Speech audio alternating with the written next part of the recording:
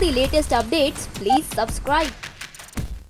जब से चुनाव आयोग ने राष्ट्रपति चुनाव की तारीख का ऐलान किया है, तब से हर राजनीतिक पार्टी अपने अपने बड़े नेताओं के नामों के कयास लगा रही है। जैसा कि ज्ञात है, 17 जुलाई को राष्ट्रपति चुनाव होना है।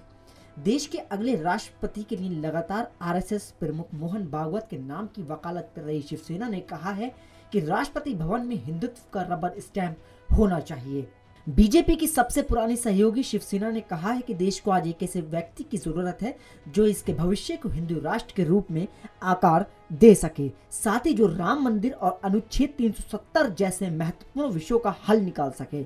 शिवसेना के मुखपत्र सामना में लिखे एक संपादकीय में कहा, अभी तक धर्मनिरपेक्ष सरकारों के रबर स्टैंप ही राष्ट्रपति भवन में रहे हैं। अब राम मंदिर, समान नागरिक संहिता और संविधान के अनुच्छेद 370 जैसे विषयों का समाधान निकालने के लिए जरूरी है कि राष्ट्रपति पद पर कोई हिंदुत्व का रबर स्टैंप बैठे। शिवसेना ने बार बार कहा है कि देश के सर्वोच्च पद के लिए उसकी पसंद संघ प्रमुख भागवत हैं। हालांकि 66 वर्षीय भागवत कह चुके हैं कि उन्हें राष्ट्रपति पद में कोई रुचि नहीं है।